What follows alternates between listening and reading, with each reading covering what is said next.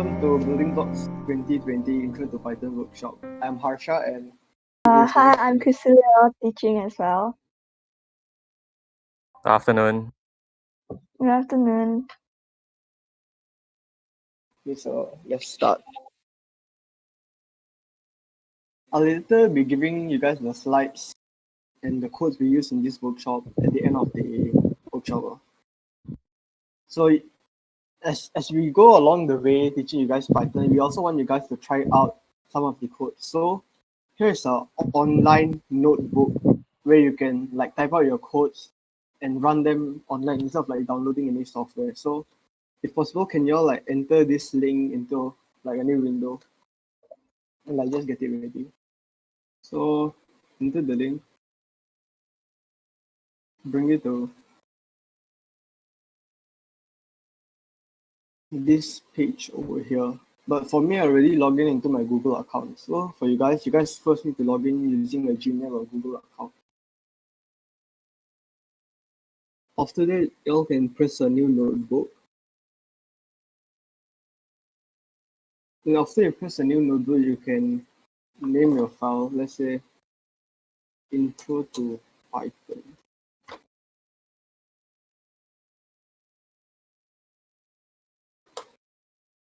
Yeah, then you'll use this interface here to type in your codes and run your codes. I will tell you more about it later on when we start to write codes. Okay, so here is just some background information about Python. Python is a widely used general-purpose high-level programming language.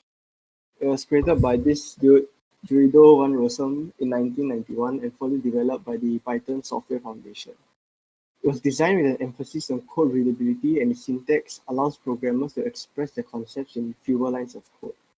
Syntax is like the arrangement of words and sentences in the code, which enables the code to be run. Okay, so starting off with Python, there are mainly 4 different data types in Python. Firstly, string, integer, float, and boolean. String can be anything you can type, any symbols, letters, numbers, underscores, all that stuff. The thing about strings is that you keep a double apostrophe at the sides when you're typing out a string. As you can see here, hello world. Meanwhile, integer and floats are used to show numbers. When you type it out as an integer and float instead of a string, the numbers will be shown as a number so that the code can mathematically compute the numbers. But if you enter the number as a string instead, the computer won't be able to recognize the number. As you can see here, take note, if you keep a double apostrophe, let's say the number 5, it will be registered as a string instead of an integer. So it won't be counted as a number. The next is Boolean. Boolean is like you type in some lines of code and it will be used to say whether that is true or false. We'll teach you more about Boolean later on in the workshop. For now, let's proceed. This, as you can see here, this type bracket is used to show the type of the data which you have entered. I'll show you guys how it's done now. About the Google Colab I said earlier, let's go there and press on the plus code button on your top left corner.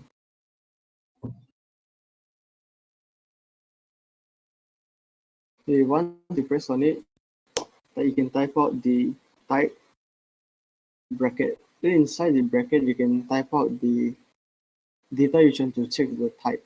Okay, let's say 5. You'll need some time for the Google Colab to connect with its database to its server so that you can compute your things.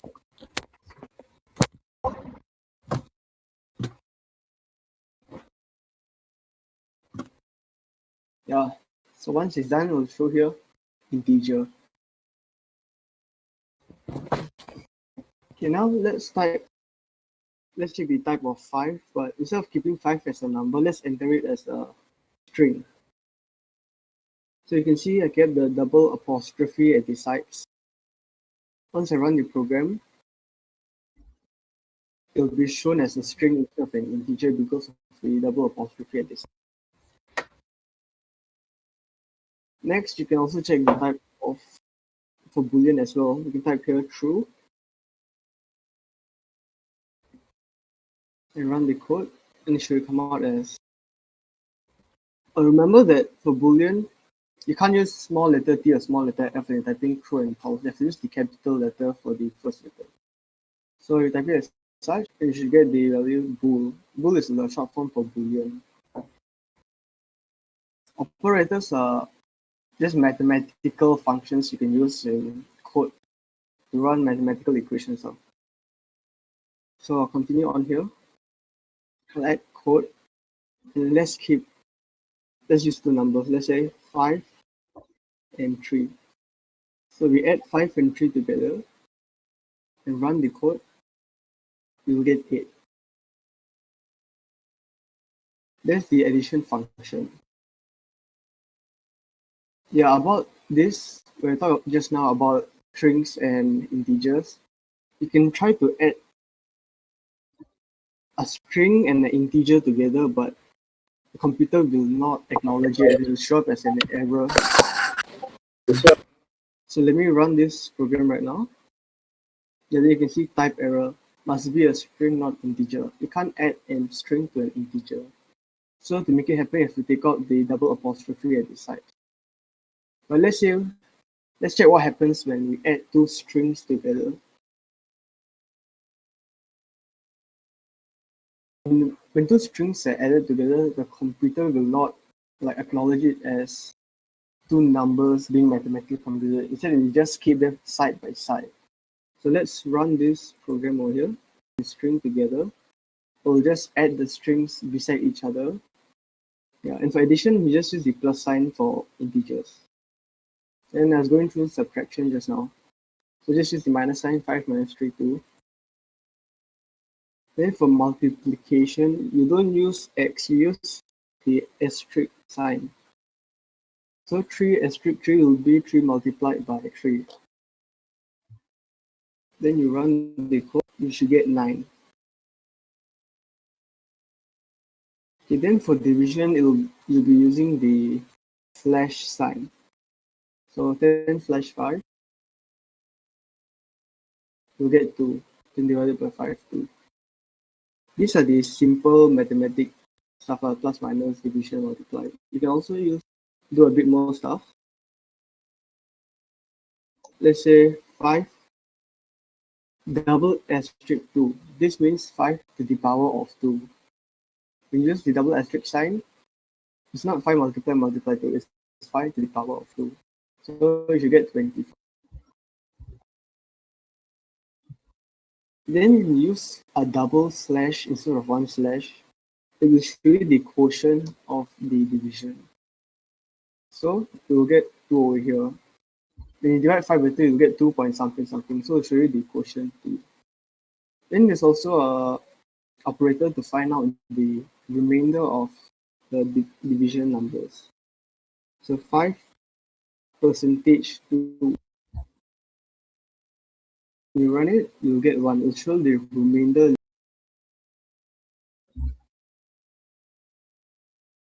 Print. This is another operator. Print is used to print the outcome. Let's try the first and most basic codes that everyone knows about. So if you all have, I can do it, then you guys might start using this to print out stuff.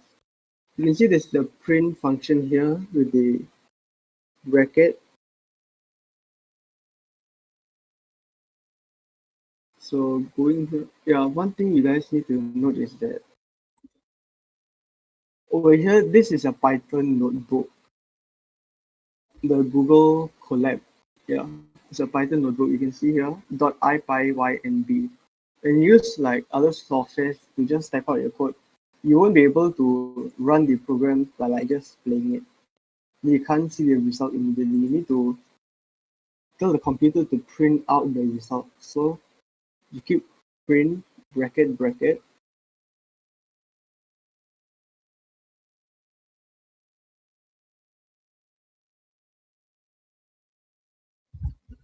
Then inside the bracket, you enter the stuff which you want to see. So let's say 5 plus 3.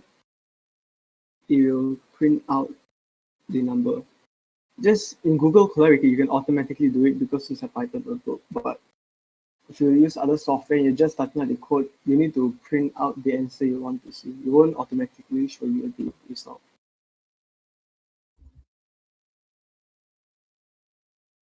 Okay, so that's what the print function is for. Okay, so now I'll be talking about the variables.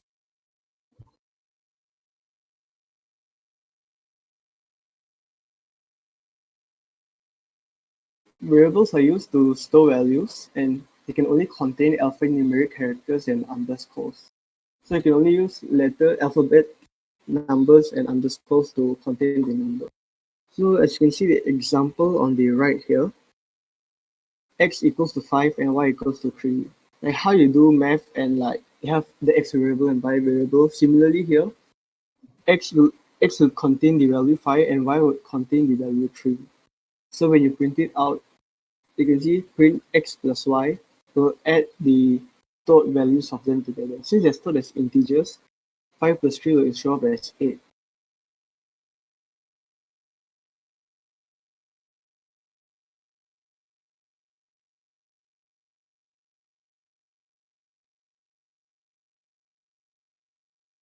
So now I'll be talking about relational operators.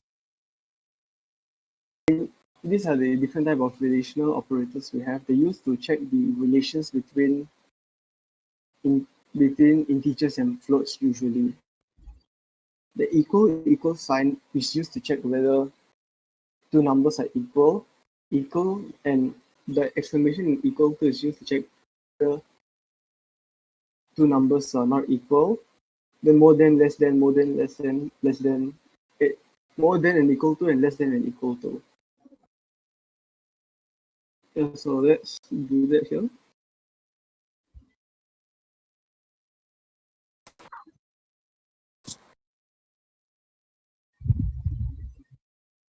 Five equal to 3. We all know that 5 is not equal to 3, so let's see what happens when we try run the code. It shows up as false. Remember the Boolean statement I talked about earlier? Yeah, it's used to check whether the code you run is true or false. So if you were to type 5 equals to 5, you will get the true value. One thing to take note is that we use double equal signs to check whether two values are equal to each other. But for the relational stuff, you can't use just one value because only one equal to sign is used when you're assigning a value to something. So when you keep x equals to 5, you're assigning the value 5 to x. When you keep equal to, you'll check whether the assigned value of x is equal to 5. So remember, so don't get confused between the equal sign and double equal sign. So I'll say again, equal sign is used to give a variable a number to store the value of, while the double equal to sign is used to check whether the same thing or not. Okay, similarly, for the other stuff, we can check here. Is 5 not equal to 4? So print out as true. 3 not equal to 3, it'll print out as false because it's the same thing. Then it's the same thing for the rest as well. 5 more than 5, false, and so on. Let's do one more. 5 more than or equal to 2. You run the code, it will show up as true because 4 is more than 2. Functions, there are a few functions. The first one is print, which Harsha went through just now. Another one is input. Input is just to get the user's input. Len means length, is just to count the number of characters. str refers to string, which will convert whatever you put inside into a string. int refers to integer. It will convert anything into an integer.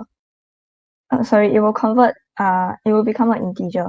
Float basically means float. Take note that the hashtag sign is used to type out a comment amongst the program. Now I'll show you an example of how we use functions.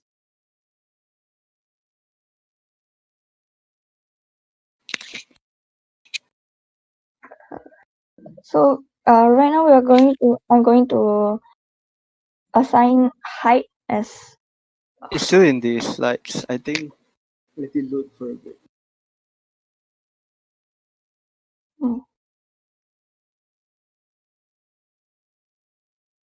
If you open up Discord, it should load immediately, I think.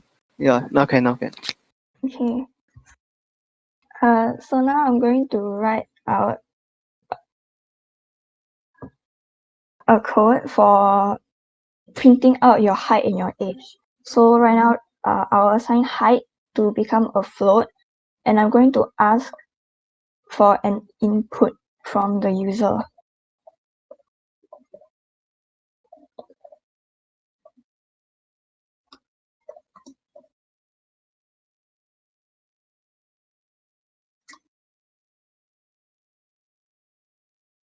Next, I'm going to assign age to become an integer, and I'm also going to ask for an input.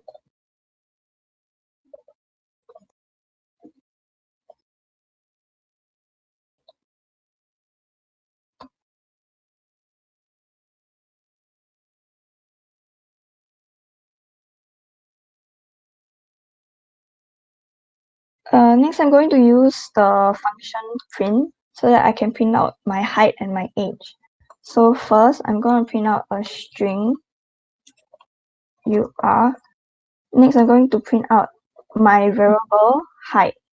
Over here, I'm going to print out my variable. After that, I'm going to print out another string saying meters tall.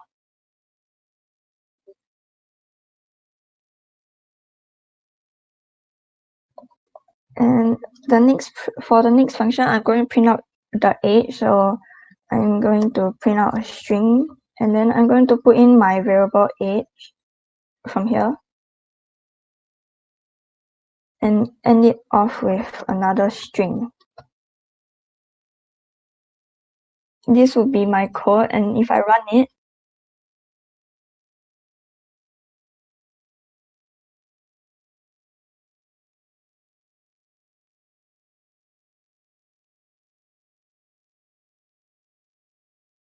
sorry, it might take time to load because the program needs to look through the whole entire code.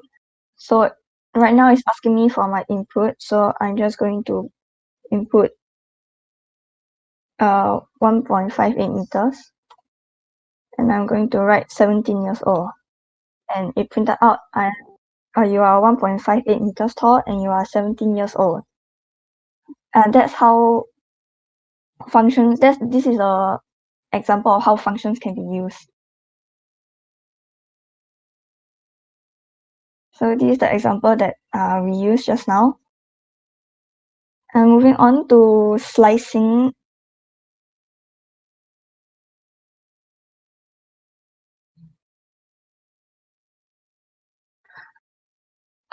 So slicing is used for string only. Sorry, can everyone hear me? Because there is someone who says he can't hear me. Oh, yeah, can hear. Okay.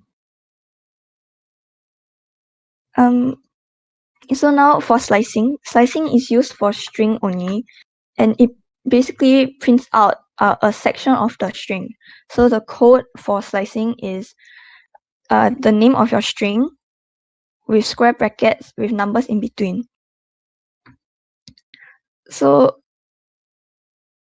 for example, if the numbers is A and B, the outcome will be printing from index A to the bth character from index A, including index A. It sounds a bit confusing, so I'll go through this part. So we can try out this first, this example. So first I'm going to assign a string to greet.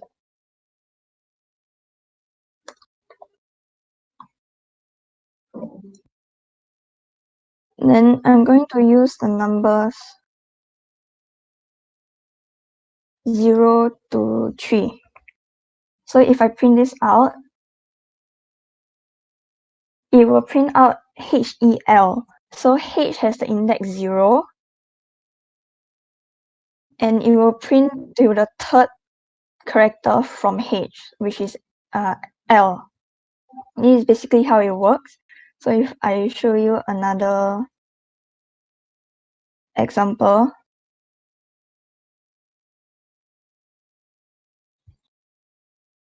so now I'll use the numbers 5 to 9. It printed the... Chris, your screen hasn't loaded yet. I think it's still lagging. Oh, okay. Yeah, can already. Okay, so sorry about that. So if I use the numbers 5 to 9, it will print out the space, which is the fifth character. So 0 is H, if I show you here. 0 is H, and the spacing was 5. So it will print from the spacing to the ninth character from the spacing. However, take note that actually there is no ninth character from the space. So it will print out the whole entire string all the way to the end. Right now, I'm going to use a blank, and I'll print to 5. This would cause the string to print from the start to the fifth character, which is 0. And if I use 5 to a blank space,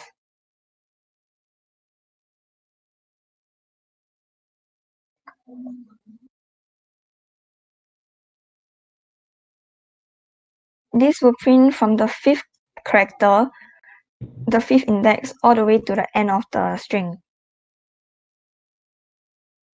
But if I use both as blanks, this will print out the whole entire string.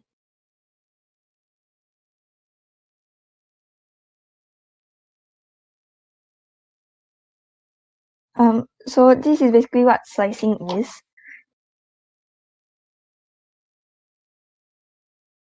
And now I'll move on.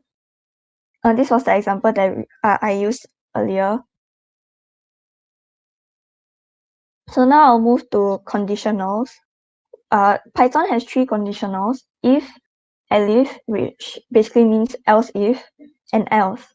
If and elif usually has a condition behind it, while else does not have. It might seem a bit confusing now. However, I will be able to show you an example later. Next, there's logical operators. We have 3 logical operators: and, or, and not. So now I'll show you an example of how to use both conditionals and logical operators together.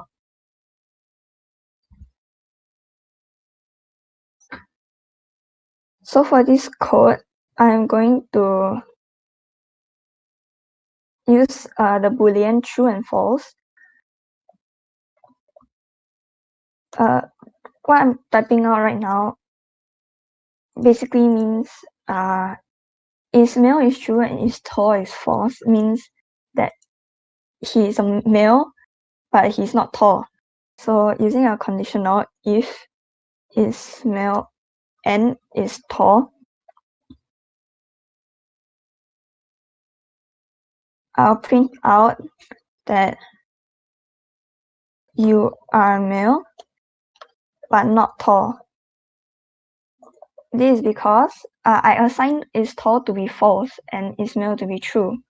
So that's why it shows that you are male, which is true, and it's false that you are tall.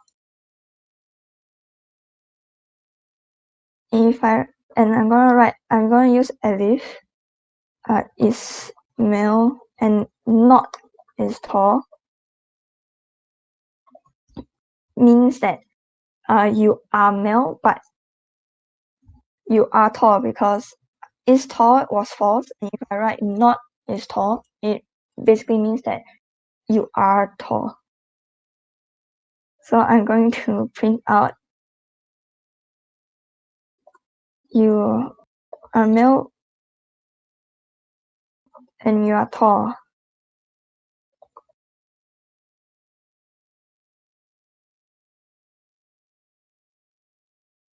I'm going to write another condition, which is going to be not is male and is tall. This means that you are female and you are not tall. So I'm going to print out you are not male but and tall.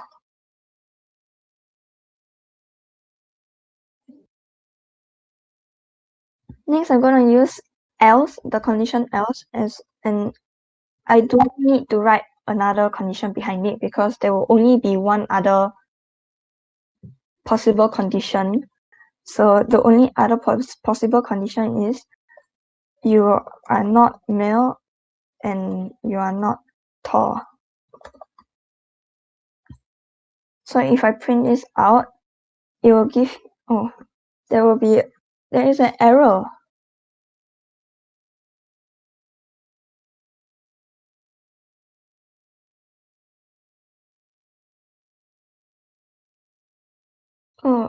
There's an error because I accidentally had a space between is and the underscore.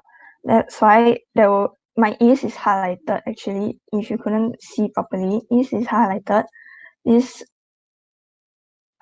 is a mistake. So even a space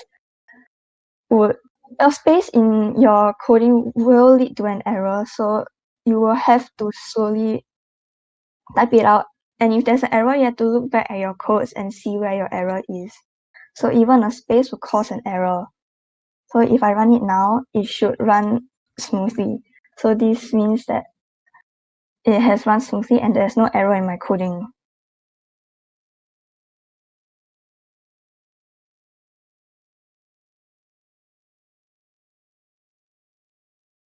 So I'm going to move on. This was the example I used just now. You can look at it later after the workshop. So now we've run through until logical operators. So let's try out a question. This question. So can we get all of you to go to Google Colab, create your own notebook, and try out this question? Answers.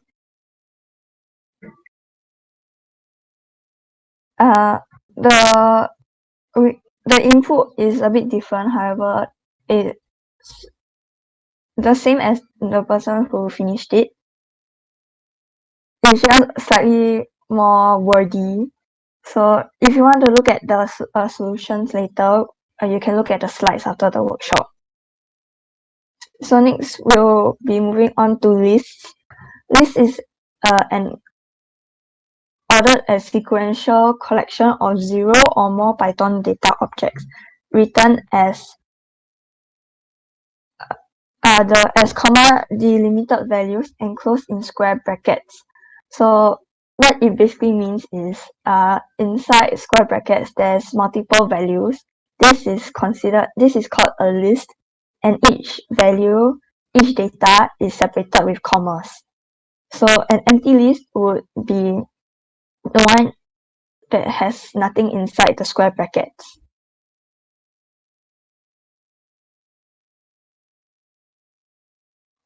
So lists can contain both integer and string. So for example, this example right here, my list, it contains integers and strings. Each value, each data inside a string, inside a list would have an index. So for example, my list 0 equals to 1, which means that index 0 will be the data 1 and index 1 will be the data string span. Please note that Python starts with 0 and not 1, and the nth item is at position n minus 1. So we can check whether or not a data, an item, is in a list using the code in my list, not in my list. My list this word here, my list, can be changed to anything depending on what you write as the name of your list. It will return back true or false, depending on whether or not it is true that anything is in or not in my list. So we can try out this code right here.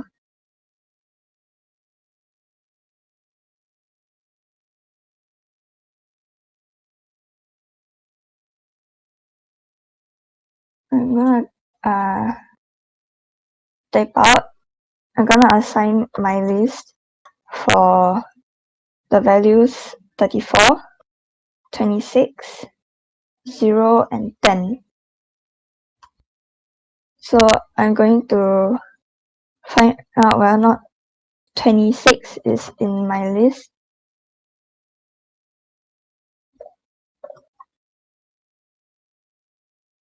Which is true that 26 is part of the list. So then I can also find out whether or not 30 is in my list. It will return false because there is no value inside the list that is 30. I can also check if 34 is not in my list.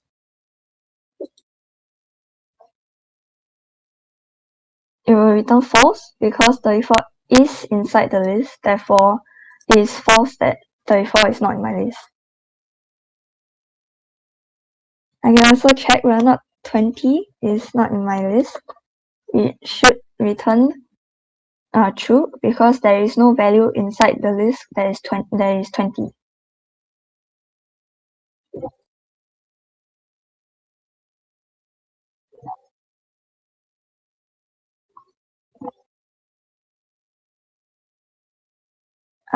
Sorry, you couldn't see just now. Now you can see that I used in my list and not in my list to find out whether or not the values were part of the list.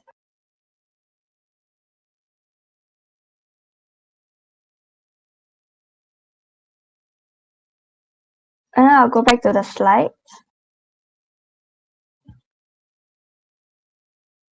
So this is the example that we showed just now.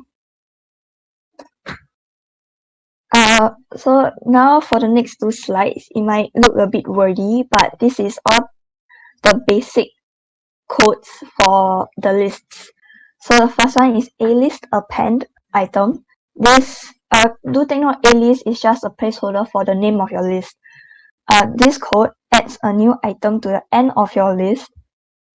A list insert comma item. This inserts the item at the ith position in a list.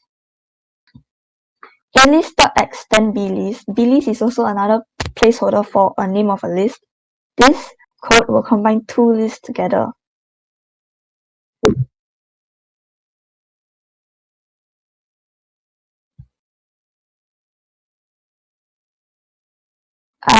A-list.pop or A-list.popi. The first one removes and returns the last item in the list. For A-list.popi, this removes and returns the ith item in a list.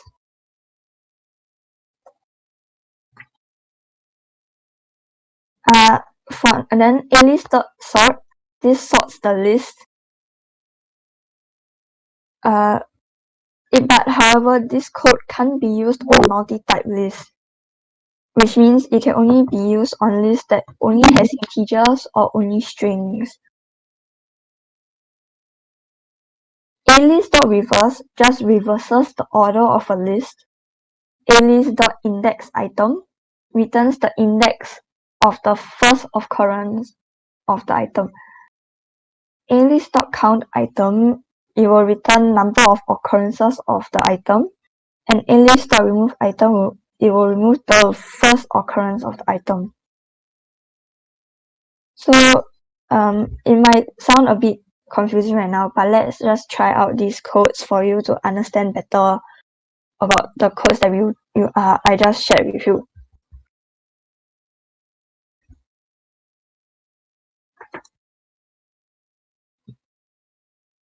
So I'm going to assign my list for another list.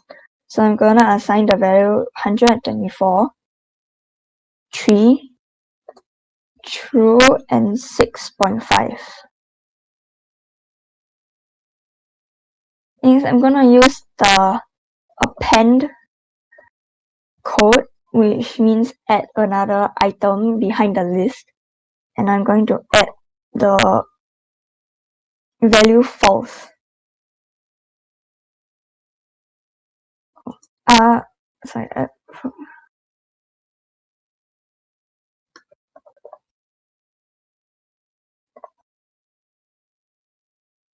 So as you can see, false has been appended, which means added to the back of the list. So next, I'm going to I'm going to use the insert code, and I'm going to insert at the second index the value 4.5.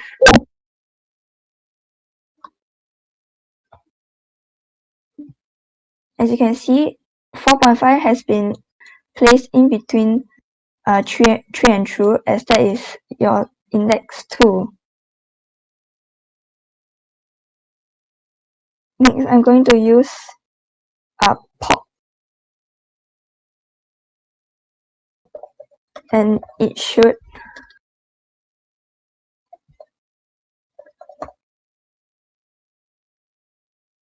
pop, which means it removed false. So the pop, it has removed the last value of the list, which is false. Which is the value false. So now my list is only like this.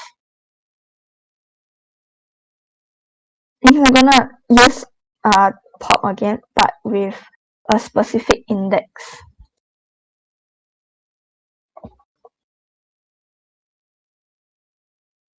So then it has removed the first index, which is 3.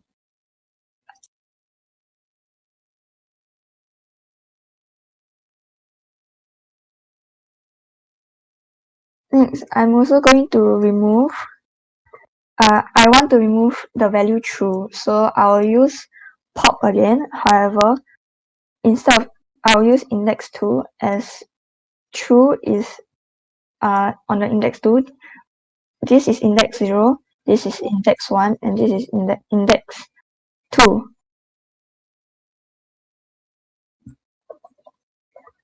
So if I print out my list, you can see true has been removed. So now it looks a bit messy now, my list, so I shall sort it out properly into order. You can see it has been sorted out from ascending order. So, but I want my list to be in descending order, so I shall reverse the order of my list for it to be in descending order. Oh, sorry, I spelled reverse wrongly. That's why it will give me an error, because it did not understand what this was. And as you can see, now it's in descending order. Now I want to count how many times 6, the value 6.5, the number of 6.5s that are in my list, and it should return to me 1, as there's only one 6.5 in my list.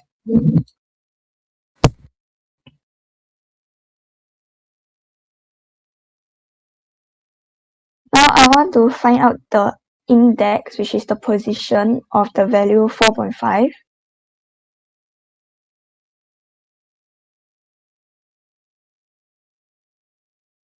And you will return index 2 as 4.5 is on the second on index 2. Someone shared that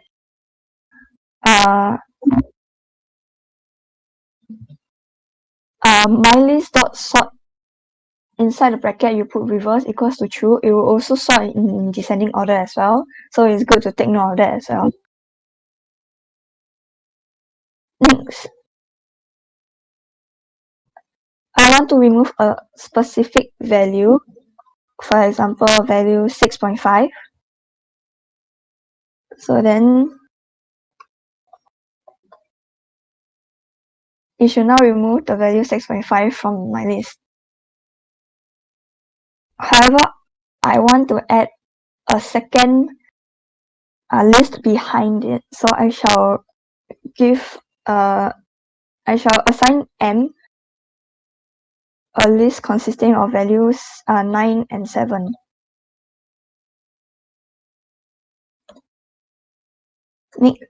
Next, I'll use the code extend to place the list M behind the very first list.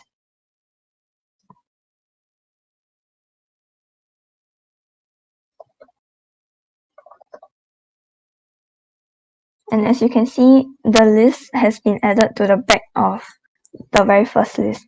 This is how you use the basic codes for list.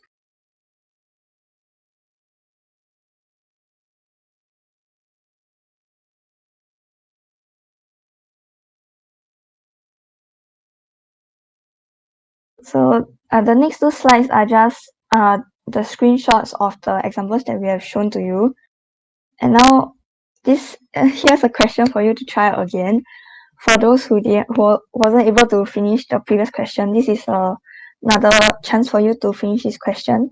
Is that if there's any problems, you can always ask any one of us. We'll give you 15 minutes to complete it. At 2:15, we'll go through. I will see the answers. This is a good time to bring up, if you have two ifs after one another, they will run both ifs together at the same time.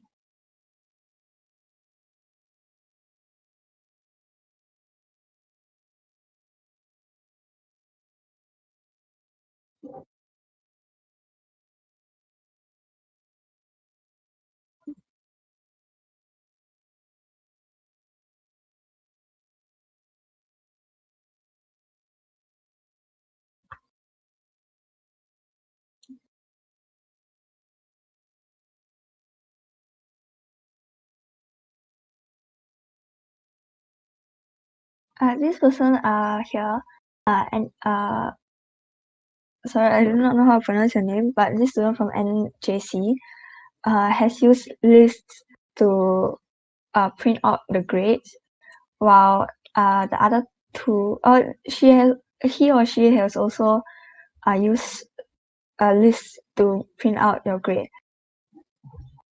This student here used conditionals to print out your grade. So as you can see, there are different people has different way of addressing a problem. One can use conditionals while the others can use lists. There's no one correct answer, but as long as you are able to get the results, it's all accepted.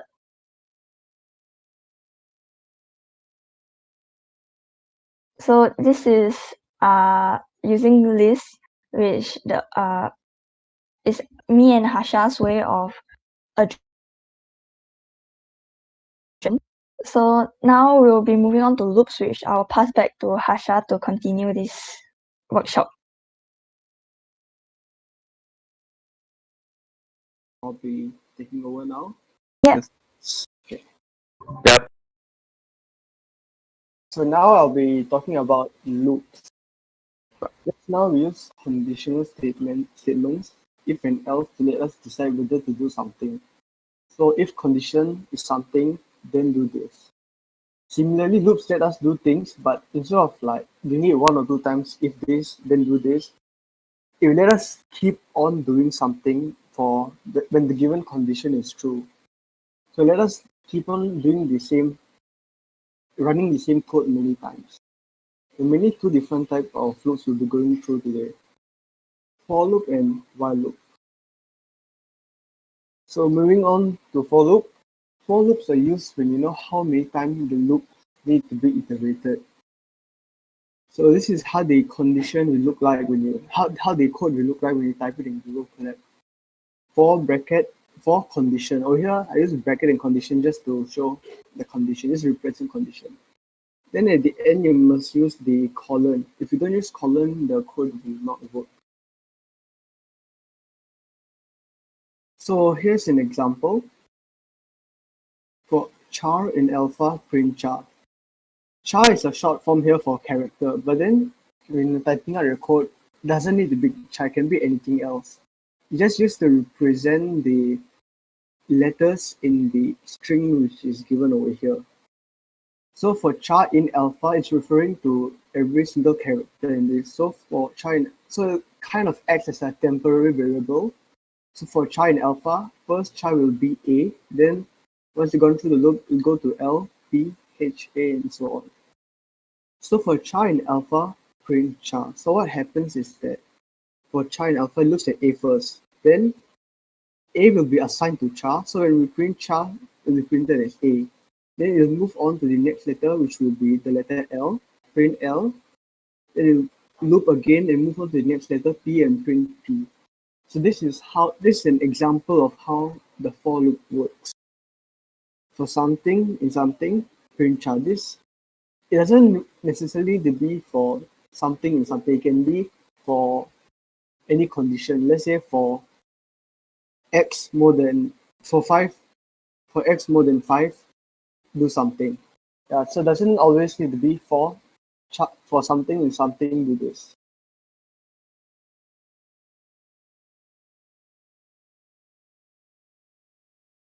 Here, I'll be talking about this is another code which is usually used together with loops. Range bracket 10. The code is range and bracket. When you type in the number, it'll give out the numbers all the way from the starting number 0 until the last number before 10. Similarly to how Christina went through slicing just now, the number will not print until the final number is here. It'll print the n-1 number. So if it's 10, it'll print until 9. If you don't keep any number before 10, it'll automatically start off from 0.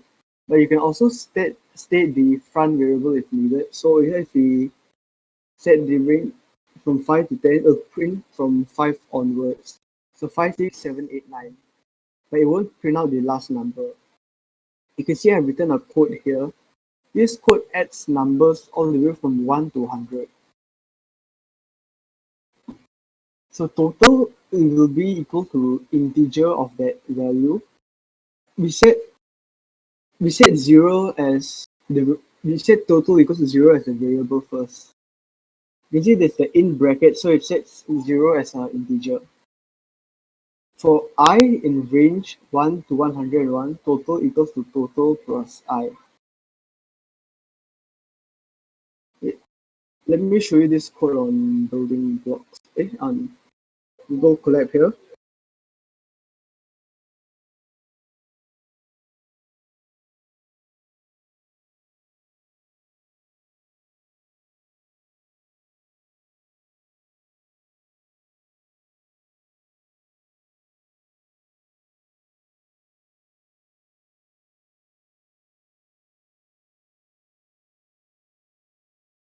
Total equals to int 0.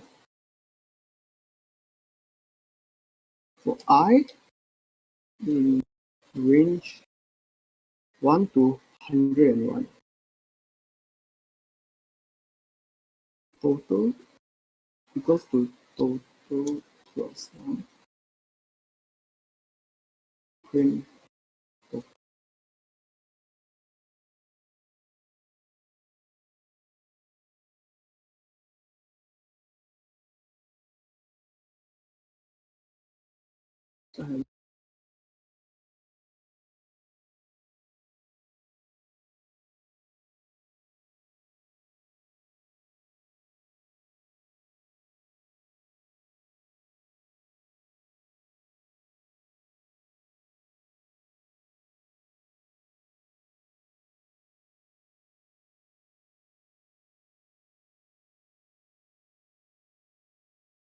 Okay, so let's go through this step by step. For I in range 1 to 100, so like just now, I will be acting as a temporary variable for the numbers here. So since the last number is 101, it will go through the loop until 100. It won't do until 101. So let's start off with the first number. For I in range 1, let's take number. So first I will be 1. And total at the start is 0. So total equals to total plus I. So since total is 0 at the start, it will be 0 plus 1. Because for I in range, 1 will be the starting number. Then, but after you get that total equals to 0 plus 1, total will be equal to 1. And since I is only 1 and hasn't reached 100, you keep on going through the loop and will not break out of the loop. So we loop back, we move on to the next number. For 2 in range, for I in range, that will go to 2. So total from just now would be 1. So 1 plus 2 will become 3. Then go through the loop again, go to the next number 3. 3 plus 3 is 9. So total will be 9. But keep on doing that until all the numbers from 1 all the way to 100 have been added together. Once it has been done, and the final value for I is 100, 100 will not be within the range anymore. After 100 has been done and move to the next number 101, 101 isn't part of the range anymore, so it will break out of the loop and print the total value. And the total value is 5050. This value is the sum of all the numbers from 1 and 100 added together.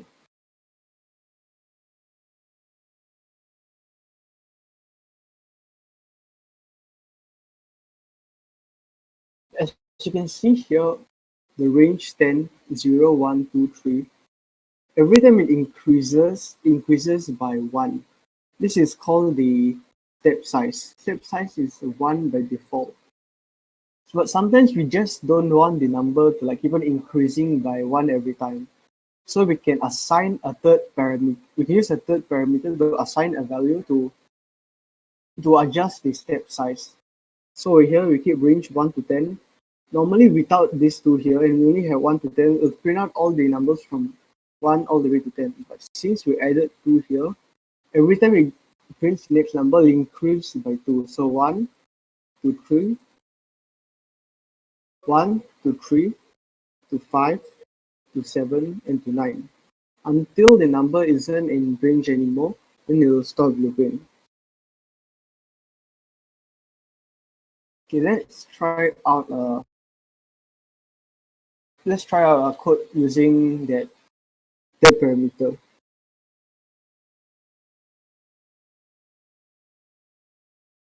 Just to say again, the hash symbol in Python is used to write comments. These comments won't be part of the code. It won't be involved in the logic of the code. It's just there so that if anyone wants to look at the code, they can just read the comments. But the comments don't do anything to the code. Okay, so we can use this third parameter in range to, let's say, find leap years in a century. So to find,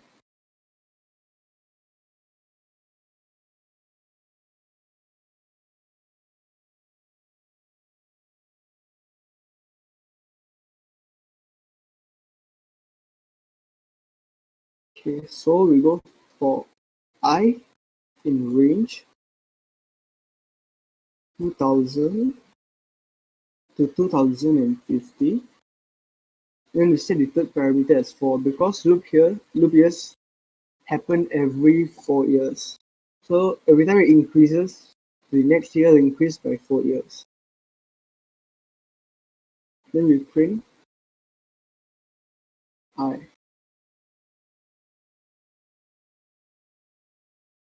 So let's run the program. Wait, something is wrong. Remember how I talked about colon just now? It's important to keep the colon at the side. If not, the function will not work. The code will not work. So we'll print out all the leap years in the first half of the century because they range from 2000 to 2050. The first leap year is in 2000. Then you add 4 to it, the third parameter, increase to 2004, then plus 4 all the way until 2048. Once you add 4 to 2048, it will become 2052. It's not in range, so it won't print it out anymore.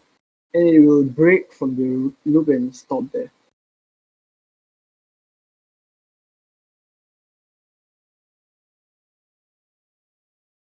Here's another example of how we can use loops. Let's set values to a list A, B, and C. These A, B, and C are strings. For I in range, len values print I values bracket I. Len shows the number of len is used to index the strings in the list. So like how we went through this just now. So A will be 0, B will be 1, and C will be 2, since indexing in Python starts from 0. So for I in range, len values, print I, then values I. When you want to print more than one variable together, use the comma sign so it'll print beside it. So for I in range, len values, since it's len bracket values, the range here will be 0, 1, and 2.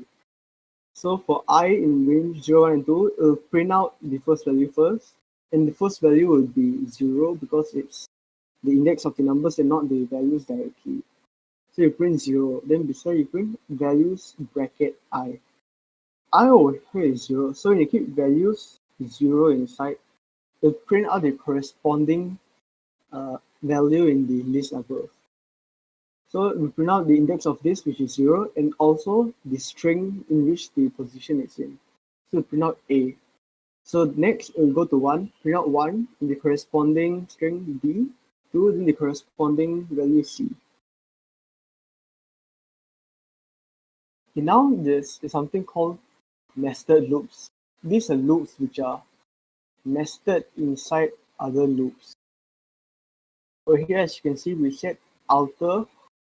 It has a bit of chemistry involved, so yeah, outer equals to lithium, sodium, and potassium. These are the short forms for those chemicals. And inner is fluoride, fluorine, and bromine. So just like how I talked about earlier, can be anything you want over here for something and something. So since these are metals, we just feed them for metals in outer. Outer is the name of the list. So for metals in outer, then after that for halogen in inner, print metal plus halogen. Since we kept the metal list first, we will go through here. Then for halogen in inner, print metal plus halogen. So metal in outer, metal, the first one will go to lithium. Then it will go to, then after that, for halogen inner, print metal plus halogen. So lithium plus fluorine, so it will show up as Li, LiF. Then it'll go on LiCl and LiBr. Then after that, it'll change to go to the next metal, Na. Then it'll print out NaF, NaCl, NaBr. Then K, Kf, KCl, and KBr. Since we kept the outer list in the loop, then we kept the inner list inside the loop. Since the inner loop is nested inside the outer loops, so that it will follow the outer, then For each value of the outer, it will do the loop inside here.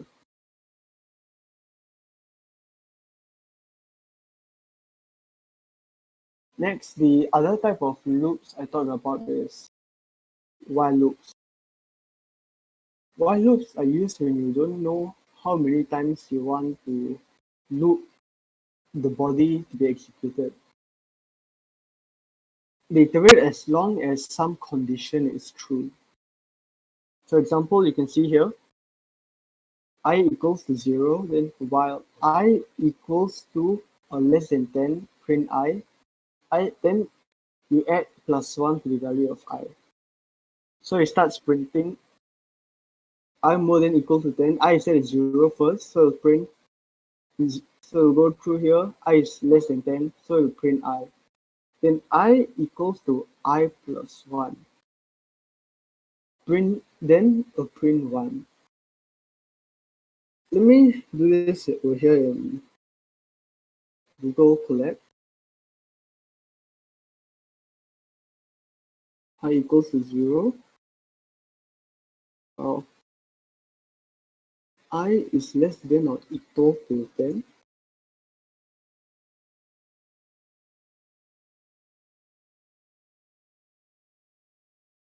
Print I.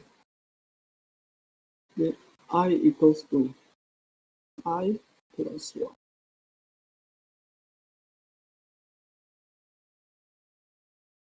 Yes, so as you guys can see here, 1. Then after it prints the number 0, since 0 is less than 10, it'll add 1 to it.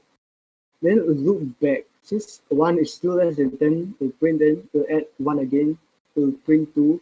It prints all the way until 10. Then they say, well, 10 equals to 10, print 10. It'll print out 10, then I will become 10 plus 1, which is 11. Since 11 doesn't comply with the condition anymore, we'll break out of the loop. See how we use I equals to I plus 1 here? It's so that we'll take the previous value and add a 1 to it. There's also a shortcut for this, or another way you guys can use instead of like writing it out. So using I equals to I plus 1, you can use I plus equals to 1. It does the exact same thing, but it's kind of a shortcut. If you run the program here, you'll print out the exact same thing. It's just a shortcut for adding 1 to the value of I.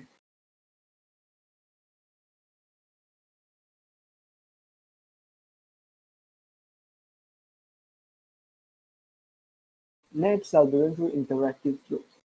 An interactive loop is the loop that allows the user to repeat certain portions of a program on demand. Yes, it looks a bit wordy, but bear with me. This program over here is used to find the average of numbers, which we get from the user.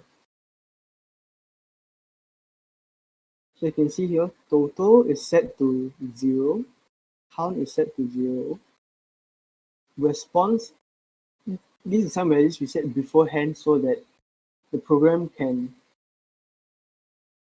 do the changes according to the values. So you set the response as yes first. The response equals to yes. See how we then use this 1 equal sign here, we use 2 equal signs. This is 2 equal signs are used for comparing, while 1 equal sign is only used for variables. So we input from the user for a number they want to give. You see, we use the input function which we went through earlier to get the user to type in a number. Then on top of that, we use an int bracket, so it converts whatever the user types in to an integer. Total is the value of all the numbers added together, while count is the number of how many numbers there are. So total equals to total plus x. Total is set at 0 first, so it'll be 0 plus x. So x over here, the user has entered the number 10. So it will be 0 plus 10, total will be 10. Then count equals to count plus 1. Count is 0 at first, count will increase by 1. Then after the user has gone through the first round of giving a number, then the program will ask the user another question if they want to add more numbers inside, yes or no.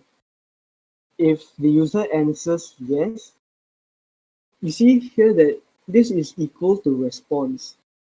So if the user answers yes, and that means the response will be still equal to yes, so it'll loop through this entire thing again. We'll ask the user for another number. For example, here the user asked for 15.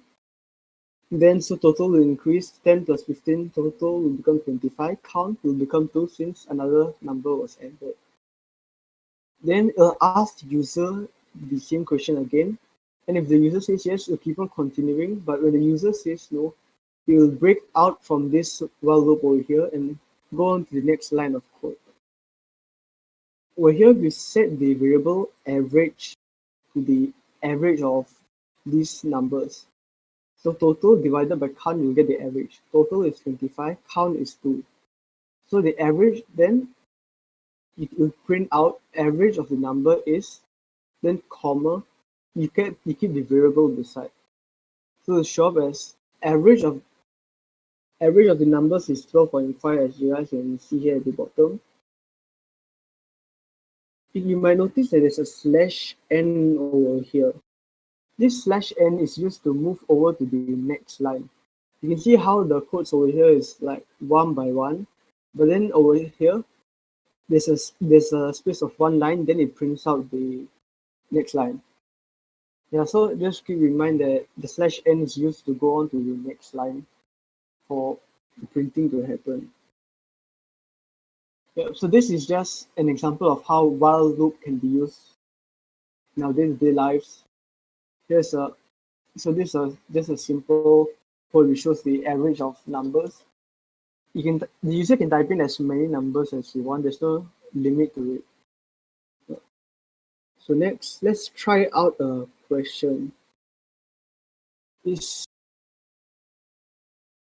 So we have to write a program that uses a while loop to determine how long it takes for an investment to double at a given interest rate.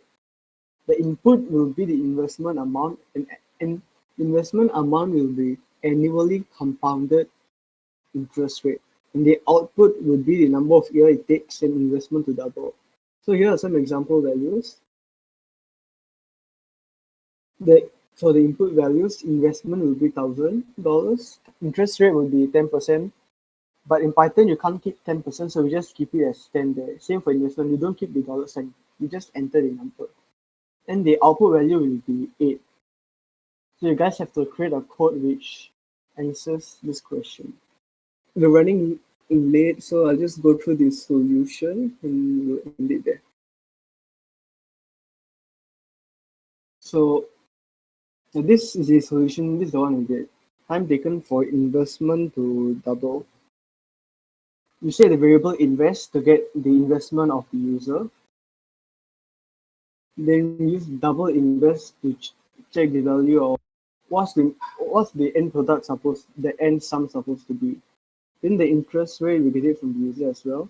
We set the number of years as 0 first. Then the final invest amount will be set as the input we got from the user. This is used for comparing purposes and make it easier for you guys to understand. So while the investment amount is lesser than the double investment amount, it will go through the loop. So the final investment is the total amount of money you have at the end of every year. So we go through this. Then, since it's compound interest every year, the interest will be, so this equation over here, this code over here will times the value by 1 and add the extra money gained from the interest of that year. So you can see here 1 plus interest rate over 100. Of this, then final invest will be the sum of money you have at the end of the year, and the years will increase by 1. So year 0 is 0 at first, so it will increase by 1, years will become 1. After that, the final investment amount, if it is not equal to the double of the investment account, it will go through the loop again, adding years. So keep on going through the loop again and again until the final investment is equal to or more than the double investment account. This is when it will break out from the loop and it will be printed out. Print it takes years to double the investment. So as for this, if the investment amount is $1,000 and we set the interest rate, the compound interest rate at 10% every year, it will take about 8 years to double the initial entire investment. The code over here is a bit wordy and might not be like the most efficient, but usually for teaching purposes, they're written in more wordier ways. Yeah. So all these slides will be available for you guys at this link. We'll message you the link in the Discord chat now. And we have come to the end of our workshop. So if you guys got any questions, y'all are free to ask.